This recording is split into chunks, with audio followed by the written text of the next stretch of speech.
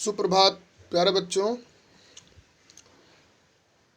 कक्षा 9 के विद्यार्थियों के लिए आज क्षितिज जो आपकी पुस्तक है, इसके अंतर्गत काव्य खंड में हम आपको ललद्यद महोदया की जो एक कविता वाक हम लोग पढ़ रहे थे, उसमें 2 वाकों का अध्ययन हम लोगों ने पिछली कक्षा में कर लिया था।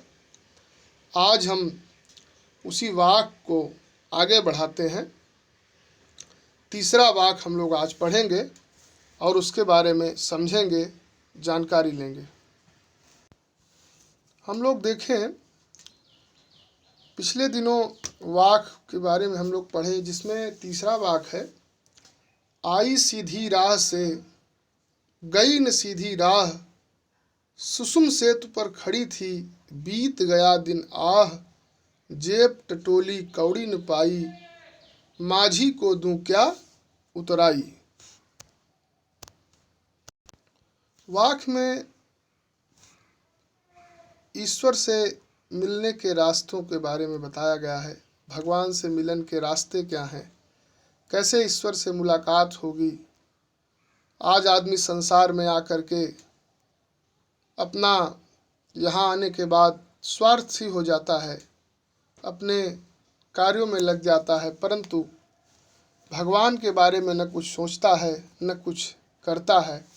यहाँ पर अगर हम देखें तो आई सीधी राह से गई न सीधी राह, सुसुम सेतु पर खड़ी थी बीत गया दिन आह, जेब टटोली कौड़ी न पाई, माझी को दूं क्या उतराई। यहाँ ये बताना है, कवित्री ललद्यद महोदया यहाँ कहती हैं, जिस परमात्मा ने सहज सामान्य रूप से मुझे इस संसार में भेजा, मैं उसी ईश्वर को प्राप्त करने के लिए सहज मार्ग की अपेक्षा टेढ़े मेढ़े मार्ग अपनाने लगी। भगवान ने हमको जिस सहज मार्ग से यहाँ पर भेजा, हमने उसको पाने के लिए सहजता नहीं अपनाया। सहजता का मतलब सरल मार्ग। सरल मार्ग का मतलब अपने शरीर और अपने मन को इस तरीके से बनाना कि भगवान सहजता से हमको मिल जाए। हमने इसको बनाने का प्रयास नहीं किया। उसके जगह हमने क्या किया, टेढ़े मेढ़े मार्ग हमने अपनाने लगे। हमने धार्मिक उन्माद, योग, तंत्र, मंत्र, माया, ये सारे में हम लोग लग गए। कोई संन्यास धारण कर रहा है, कोई जा कर के कहीं तप कर रहा है, कोई कुछ कर रहा है। इनका कहना ये है, ये सब टेढ़े मेढ़े मार्ग हैं। कई तरह की हम लोग तंत्र साधनाओं में लग गए। कई तरह की तंत्र साधनाओं में लगने के सहारे सुषुम्ना नाड़ी को जागृत कर परमात्मा को प्राप्त करने के भ्रम में मैंने संपूर्ण जीवन बिता दिया। सुषुम्ना नाड़ी को जागृत करने का मतलब ये है, इड़ा और पिंगला 2 नाड़ियों को जोड़ने वाली जो नाड़ी होती है, उसी को सुषुम्ना नाड़ी कहते हैं, जो योग के द्वारा जागृत कर दी जाती है। योग के द्वारा जो जागृत कर दी जाती है वही आपकी सुषुम्ना नाड़ी, उसी को कहा जाता है। कई तरह की तंत्र साधनाओं के सहारे हमने सुषुम्ना नाड़ी को जागृत कर परमात्मा को प्राप्त करने के लिए मैंने संपूर्ण जीवन बिता दिया। अंततः जब संसार रूपी सागर से उतरने यानी किनारे पर पहुंचने का समय आया, तब मैंने अपनी जेब टटोली तो ईश्वर रूपी माझी या नाविक को देने के लिए मेरे पास कुछ नहीं था। जेब टटोली कौड़ी न पाई, माझी को दूं क्या उतराई। जब हमने अपने जेब को टटोला तो हमारे जेब में ऐसा कुछ नहीं था कि हम ईश्वर रूपी जो भगवान हैं, उनको जिन्होंने हमको इस नौका से, भवसागर से पार किया, मैं उनको कुछ दे सकूं। उनका कहना है कि मैं भूल गई थी ईश्वर को दिखावा आडंबर नहीं, बल्कि भक्त की सहज भावना, उसका प्रेम चाहिए। इस अर्थ में मेरा जीवन निरर्थक रहा, अर्थात हमने सहजता नहीं धारण की, इसलिए हमारा जीवन किसी काम का नहीं रहा। क्योंकि जीवन के अंत में ईश्वर को समर्पित करने के लिए मेरे पास कुछ भी नहीं था। एक बार और देख लेंगे, आई सीधी राह से गई न सीधी राह, हम लोग जिस सहज मार्ग से परमात्मा ने सहज सामान्य रूप से मुझे इस संसार में भेजा, मैं उसी ईश्वर को प्राप्त करने के लिए गई न सीधी राह अर्थात तंत्र मंत्र टेढ़े मेढ़े मार्ग को अपनाने लगी। सुषुम सेतु पर खड़ी थी, बीत गया दिन आह। सुषुम सेतु का मतलब ये है, सुषुम्ना नाड़ी को जागृत करने के चक्कर में पूरा दिन बीत गया, अर्थात पूरा समय व्यतीत हो गया। पूरे भ्रम में हम लोग रह गए, संपूर्ण जीवन हमने बिता दिया। अंततः जब संसार रूपी जेब टटोली कौड़ी न पाई, माझी को दूं क्या उतराई। अंततः जब इस संसार रूपी भवसागर से जब ईश्वर हमको पार करवाते हैं, जब मैं यह सोचने लगी जीवन के अंतिम समय में कि मैं प्रभु को क्या दूं, तो हमारे पास कुछ नहीं था। ईश्वर को दिखावा, आडंबर, बल्कि भक्त की सहज भावना पसंद है। आडंबर नहीं पसंद है, ईश्वर को दिखावा नहीं पसंद है। हमारे अंदर सहजता आनी चाहिए, वही उसका प्रेम है, वही उसको चाहिए। इस अर्थ में मेरा जीवन निरर्थक रहा, किसी काम का नहीं रहा, क्योंकि जीवन के अंत में ईश्वर को प्रस्तुत करने के लिए, समर्पित करने के लिए मेरे पास कुछ भी नहीं था। हमने सहजता से कोई कार्य नहीं किया था। इसमें बताना ये है सहजता क्या होती है।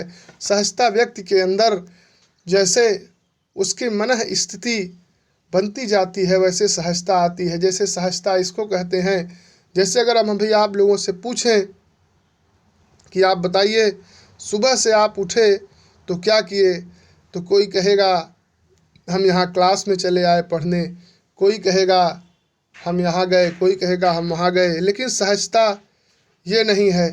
सहजता ये है कि जैसे आप सुबह उठे तो आप पहले बिस्तर से उठे, गए, फ्रेश हुए, नित्य क्रिया किए, उसके बाद और भी कार्यों को किए, तो ये आपकी सहजता है। इसी तरीके से भगवान को पाने के लिए, ईश्वर को पाने के लिए सहज मार्ग अपनाना चाहिए। यानी जैसे आप एक समय पर भोजन कर लेते हैं, एक समय पर नाश्ता कर लेते हैं, इसी तरीके से भगवान के लिए भी उचित समय होना चाहिए। और कोई उनको आडंबर नहीं पसंद है।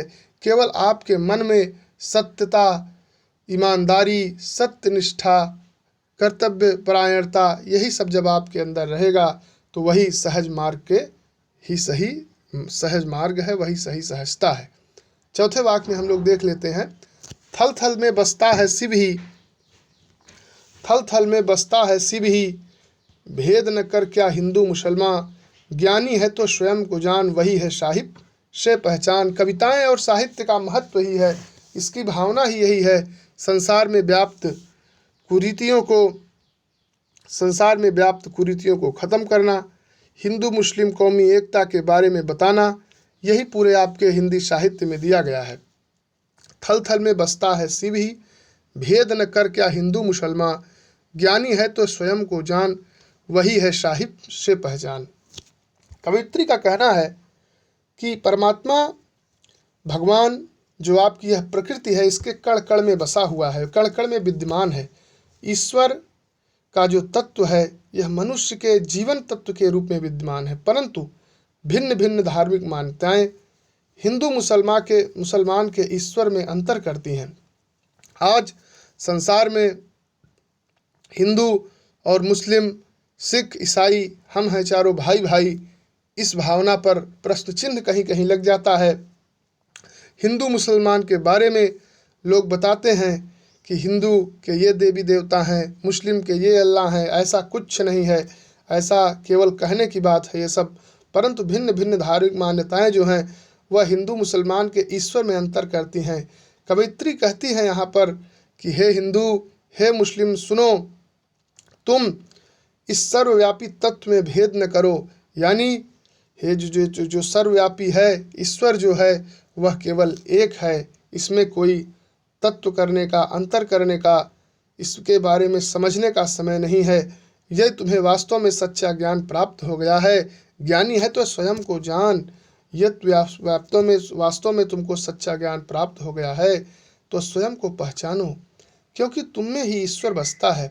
हर एक व्यक्ति के अंतरात्मा में भगवान का निवास है। स्वयं में ही ईश्वर को खोजो तो वह अवश्य मिलेगा। वह चेतन रूप में हमारे अंदर ही है, वह प्रस्तुत वाक्य में यहाँ पर कवित्री महोदया ने बताया है, प्रस्तुत वाक्य में ईश्वर के व्यापक स्वरूप का वर्णन करते हुए भेदभाव का यहाँ पर विरोध किया गया है। यानी हिंदू मुस्लिम कौमी एकता के बारे में बताया गया है, ईश्वर के व्यापक रूप का यहाँ पर वर्णन किया गया है। साथ ही यह भी बताने का प्रयास किया गया कि मनुष्य उसे स्वयं पहचान नहीं पाता, मनुष्य के अंदर वह क्षमता नहीं है। इसलिए हम लोगों को हिंदू मुस्लिम इन सब जातिवाद धर्मवाद में नहीं फंसना चाहिए। हम लोग को केवल ईश्वर की प्राप्ति के लिए सहज मार्ग अपनाना चाहिए।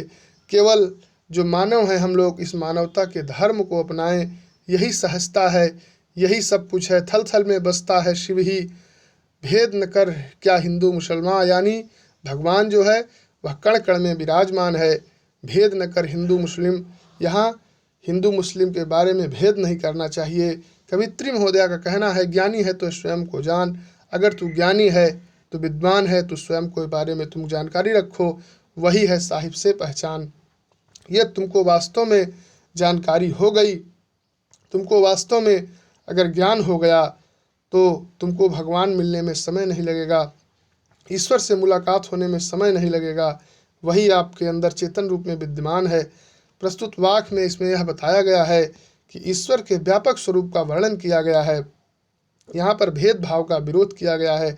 साथ ही यह भी बताने का प्रयास किया गया है कि मनुष्य उसे पहचान नहीं पाता। हमारे हिंदी साहित्य में चाहे जो भी साहित्य हो, चाहे हिंदी साहित्य हो, चाहे उर्दू साहित्य हो, चाहे संस्कृत साहित्य हो, सभी में जो भी आप साहित्य पढ़ेंगे उसमें लोक मंगल की भावना का ही उद्घाटन किया गया है। सब जगह केवल यही बताया गया है संसार में किस तरीके से लोक मंगल की भावना हो, चाहे वह छोटे काव्य हों चाहे बड़े काव्य हों। काव्य का मतलब ही है कि लोगों के मन में व्याप्त कुरीतियों को दूर करना, व्याप्त बुराइयों को दूर करना। अब इसके बाद हम आज आपको कुछ बातें बता देते हैं आपके कोर्स को लेकर के। हमने आपको दो चैप्टर इस काव्य वाले पोर्शन में पढ़ा दिया है। अब इसके बाद आप लोग ये कार्य करेंगे, इसमें जो भी क्वेश्चन आंसर आपकी बुक में दिए गए हैं उसको आप लोग देखेंगे। बुक में जैसे आपके कुछ प्रश्न दिए हैं जैसे पाठ से संबंधित, आप लोग उसको देखें। जैसे ललित महोदया वाला जो आपका चैप्टर है, सेकंड चैप्टर, यहाँ पर जैसे रस्सी के लिए क्या प्रयुक्त हुआ है और वह कैसी रस्सी है, कवयित्री के द्वारा मुक्ति के लिए किए जाने वाले प्रयास व्यर्थ क्यों हो रहे हैं, कवयित्री का घर जाने की चाह से क्या तात्पर्य है, भाव स्पष्ट करना है, जेब टटोली कौड़ी न पाई, खा कर कुछ पाएगा नहीं, न खाकर बहनेगा अहंकारी, बंद।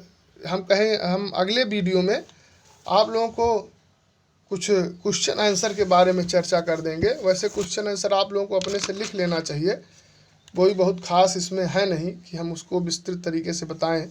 कवयित्री ने क्या क्या कहा है यही पूरा क्वेश्चन आंसर में बताया गया है। काव्यांश संबंधित अगर हम देखें तो कुछ खास क्वेश्चन आंसर नहीं है। जैसे रस्सी का प्रयोग कैसे हुआ है, रस्सी कच्चे धागे की और वह कैसी है, वहाँ पर किस तरीके से रस्सी है, रस्सी के बारे में क्या बताया गया है। पहले पद्यांश को आप लोग सुनेंगे तो वहाँ से इसके बारे में आपको जानकारी हो जाएगी।